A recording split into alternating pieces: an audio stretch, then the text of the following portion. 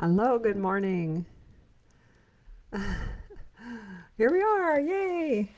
After much, oops, sorry, Pepper. After lots of work this morning, I think I finally have Facebook back correctly. Troubleshooting, trying to fix, it wouldn't even let me on, so um, I'm thankful for a techie daughter. Today we are in Zechariah 9. And in our books, we're on page 402. 402. Wow, we're almost done. And this is day 81 of our live devotion. Today's chapter is concerning the prophecies regarding the nations, the King of Zion, and prisoners of hope, which is like a fabulous section, which we'll get to in just a few minutes here. So let's get started here. And yeah. All right, a prophecy. The weighty message of Yahweh pertains to the region of Hadrach, and it will come to rest upon Damascus. Yahweh keeps an eye on every person. That's the opening line of his prophecy, which, a statement like that is both completely comforting, and for some people it would cause them distress. So, Yahweh keeps an eye on every person and on all the tribes of Israel, and even on Hamath, which borders Damascus, and on Tyre and Sidon, with all their great wisdom. The people of Tyre have built for themselves a fortress. They have swept up piles of silver like dust and gathered mounds of gold like the dirt of the streets. Behold, the Lord will take away all she has, burn her city to the ground, and sink her warships into the sea. Ashkelon will see it and be afraid. Gaza will see it and writhe in agony. Ekron will witness the loss of her hopes. The king of Gaza will perish, and Ashkelon will be deserted. Foreigners will live in Ashdod. Yes, I will destroy the pride of the Philistine people. I will stop them from eating meat with its blood, and take the forbidden food from between their teeth. But their remnant, too, will become a part of the people of God, like a clan in Judah. And the people of Ekron will also become a part of God's people, as did the Jebusites. I will stand guard before my temple to defend it from all who march against it. No oppressor will overrun them ever again. For now, I am constantly on the alert.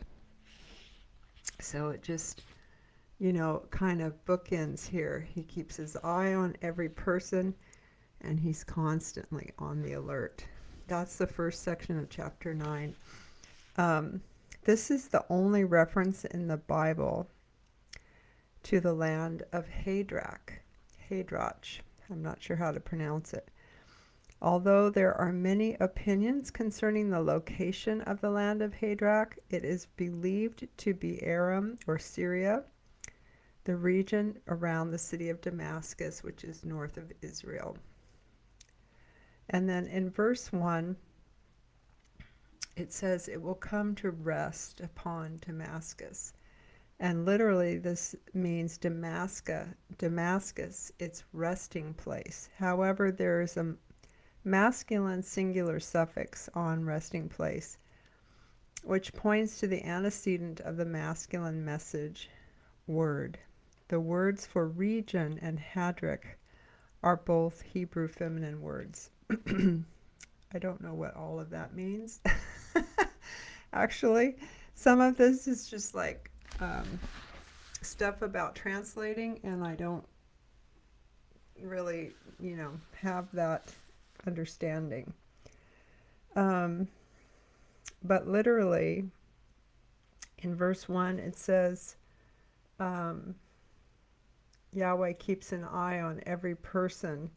And literally, that means to Yahweh, the eye of Adam or mankind. That is, all people will look to Yahweh. So it's kind of a reversal of the way that I was taking it, where he's looking at every single person in the earth, and they're saying it's really all eyes will be on God.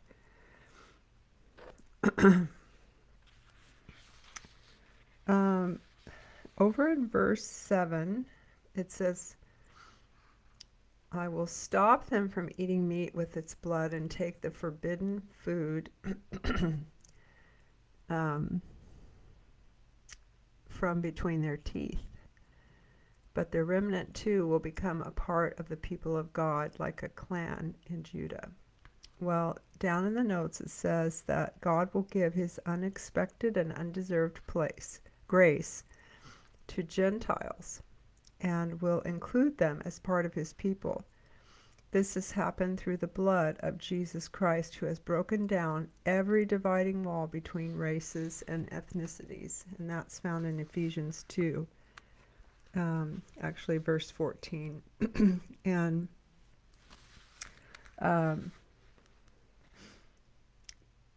all the people of Ekron will also become a part of God's people, it says, as did the Jebusites. So God is welcoming in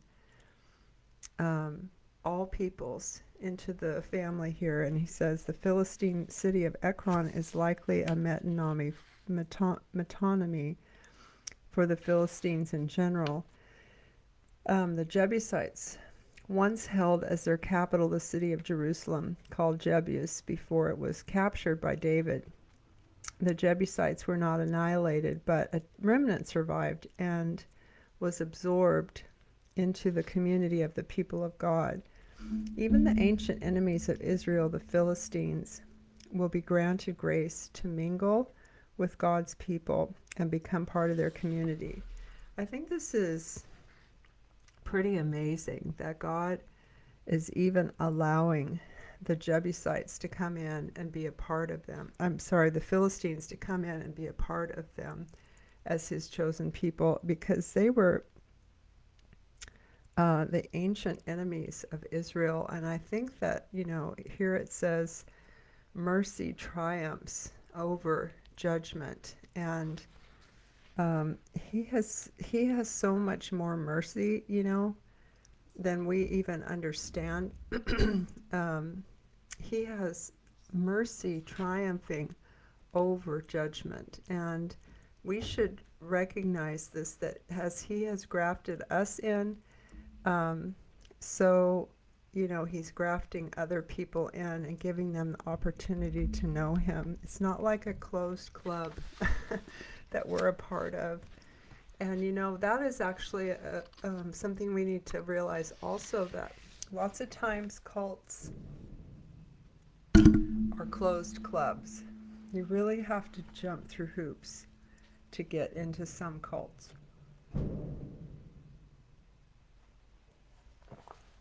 And for instance, I was just listening to a little piece about Scientology, and just someone who was pretty involved, and they were talking about some of the superstars that are involved in Scientology and why they don't get out. And it's because they're so completely protected as people, in their famous life, and there's other financial kickbacks for them, and then ultimately they're believing such a gigantic lie about how they are improving the universe with their life in Scientology. But anyway, you do not have to jump through hoops to be a part of the family of God. It is something that you can't earn, and it's nothing you can pay for. That's one huge, red flag, is if you have to pay to be in a group, a religious group. My advice is, ask someone, is this legitimate? Is this something I should be involved in? They should not require your money, especially to secure your salvation. So I hope that's helpful for someone. The next section is the King of Zion on page 403. My daughter, Zion, let your heart and soul rejoice. Rejoice, my daughter, Jerusalem, and shout your cheerful praises. Look, your king comes to you. He is righteous and fully qualified to save you, yet he comes to you so humbly, riding on a donkey. Hello! I told you Zechariah is full of messianic prophecy. This is one right here about Jesus coming and riding on a donkey, sitting meekly on a colt, a young foal of a donkey. That is how he rode into Jerusalem and before the crucifixion. And it was told here in Zechariah chapter 9, before he did it, way before he ever was born. And it came true. I, the Lord, will banish war chariots and horses from Israel and Jerusalem. I will break the bows used in wars. Your king will proclaim peace and well-being to the nations. His dominion will stretch from sea to sea, from the river to the ends of the earth. As for you, Zion, because of my covenant with you, sealed with blood, I've set your captives free from the waterless pit of their prison. Okay, so let's see. In verse 9 here, he is righteous and fully qualified to save you. The Lord is. He is victorious. He is able to save you. Isaiah 32, 46, 51, and Jeremiah 23 all talk about how the Lord is fit to save us. And also, this whole contrast of riding in on a donkey is so different than being on an elaborate horse, And it says in the notes that he rejected the pomp and circumstance of kings who ride in on a war horse. King Jesus, the Messiah, was purposely fulfilling this prophecy as he asked his disciples to go and borrow a donkey so that he could ride on the back of a lowly animal such as this. And he was not following the traditions of princes and kings who would ride in on a stallion. He will, in the end, he will come back with us and will be on amazing horses. And he will, be very furious, not angry, but just majestic in that return. And he will be on a war horse. He will be on a beautiful stallion such as we've never seen before. But now, up until then, he is coming as a humble king and riding in on this donkey that was actually prophesied here in Zechariah. If you ever wondered where that was that he was fulfilling, it was here in chapter 9. And then this is my favorite part of this chapter that we're going into here, these verses, starting in verse 12. The section's called the Prisoners of Hope, which is who we are. We are prisoners of hope. And he says, come running back home to your fortress, you hope-filled prisoners. This very day I vow I will restore to you double blessing for your trouble. I had a friend who had a word given to her about this, and I loved that I was able to read this around the same time that she told me about it. And have you had difficulty in your life? Have you had things precious to you stolen from you? It could be something having to do with your health. It could be a loved one. It could be something having to do with your finances. Could be your children. You know, God says here this most beautiful promise. Come running back home to your fortress, you hope-filled prisoners. This very day I vow, I will restore to you double blessing for your trouble. And I just really think that God is saying that to us today. I think that we can be assured that He sees what we have gone through and that He wants to restore to us what we can't possibly bring back on our own or make happen on our own. He sees the whole thing. He sees what's happening, and He really wants to help us. He really wants to restore to us double for what we have endured. The notes say that the Hebrew word for fortress is a hapax legomenon, and its meaning is uncertain. Others translate it as a stronghold, a citadel, or a place of safety. That's the word fortress.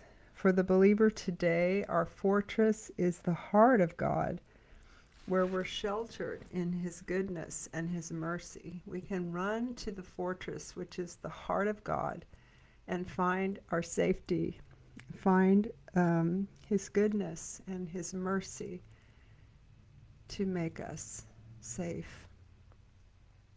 How many people in the world do not know His goodness and His mercy and do not know His safety in that way? Thousands and thousands and thousands of people still have not found that assurance in their heart that they're truly safe in Him. My people will be my weapons, verse 13. For I have bent Judah as my bow and made Ephraim my arrow. I will awaken and stir up your sons, Zion, against the sons of Greece. I will use you like a warrior's sword. Then Yahweh will appear above them, and His arrow will flash like lightning. The Lord Yahweh will sound the shofar, the advance of the great storm of His power. And Yahweh, commander of angel armies, will be their shield. Their slinging stones shall conquer and subdue the enemy, spilling their blood like wine from an overfilled bowl, like the blood that stains the corner of the altar, the corners of the altar. Hold on just a minute. Okay. I had to do something to fix our setting. The slinging stones shall conquer and subdue the enemy, spilling their blood like wine from an overfilled bowl, like the blood that stains the corners of the altar. That's all speaking of the rituals that were done in the temple. On that day, Yahweh their God will rescue them and make a way, for they are like a beloved flock of sheep to Him. That's what we are. We are a beloved flock of sheep to the God that we serve. We are not, again, I just think of the harsh contrast. I think right now I was just thinking of Islam and the harsh contrast of the way that their God sees their people. It's not like this. We have a God who sees us as beloved sheep, that He would care for us tenderly. He is tender-hearted towards us. He is not harsh. He's not requiring that we give up our life as a sacrifice to Him, to go and die to prove that He is King. That is not,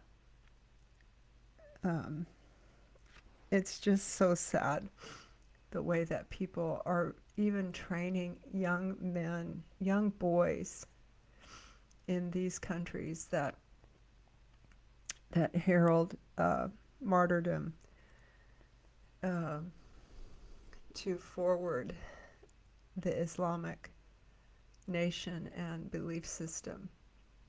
It's it's not the heart of God. You find your safety if you crawl up into the true God, the one King, Yahweh, the commander of angel armies that we've been reading about. He's the one that is our safety.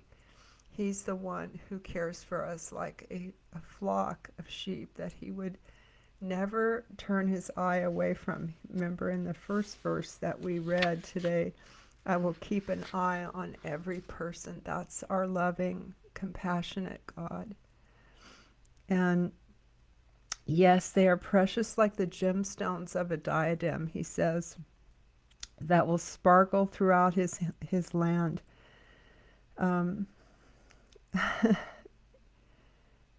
We're beautiful to him, like gemstones, like, we are like precious jewels. Yesterday I was in a prayer assignment with our intercessor team, and our second stop was to pray for a man who's been bedridden. I think I mentioned it yesterday, and that we would be going and praying for him. And I tell you, there was a time, he's not responsive, he can't speak, but there was a time when I just kept looking into his eyes and saying, you're so precious, you're so precious. It got right, this close to his face. You're so precious to the Lord. You're so precious to the Lord. And I think about how he looks at us like, you're like a diamond to him. You're that kind of precious, like a precious stone. You're valuable is what I'm trying to say. And your life is meaningful and worth something. And I can't get out of this thought of how many people are putting their trust in a God who doesn't see their value, who doesn't see their identity, who doesn't see their worth. And we must help these people.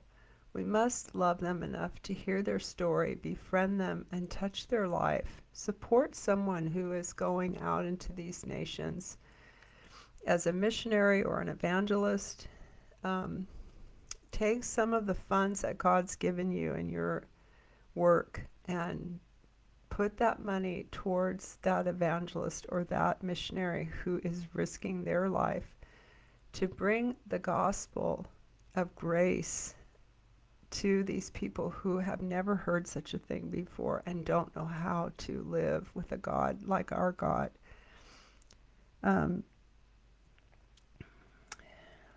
You are sparkling throughout the land, he says, like a precious gemstone.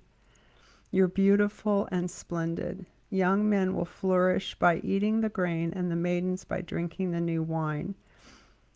These things, grain and wine, are like metaphors. It says here in the notes that grain is a picture of resurrection life that springs up from the ground. And Joshua's generation was given a new diet of eating the grain of the promised land. New wine is a consistent emblem of the new life of the Spirit that empowers us. So resurrection life and the empowerment of the Spirit become the source of our victorious life in Christ. So beautiful. The new wine and the new grain are victorious. They symbolize our victorious life in Christ. All right, so chapter 10 is what will be on tomorrow. Yahweh caring for his people. Again, so touching, so kind. He is such a good God. And I just pray that today you have kingdom encounters with the one true God, and that the Lord would give you a place in someone's life who is deceived and troubled and concerned about eternity. Give them the truth, give them the answers, if you only tell them that you serve a God of grace If you can only say that you know a God that loves you more than anyone has ever loved you in your life, just give them that testimony and see what happens. All right, so we have the answers. I guess that's what I want to say as we close today. You and I have the answer now. We need to be brave. Be brave, like we read in chapter 8. Be brave. Talk about him. All right. I hope you have a wonderful day, and I'll see you tomorrow at 7:30 on Friday. Wow, today's Thursday. Okay, bye-bye.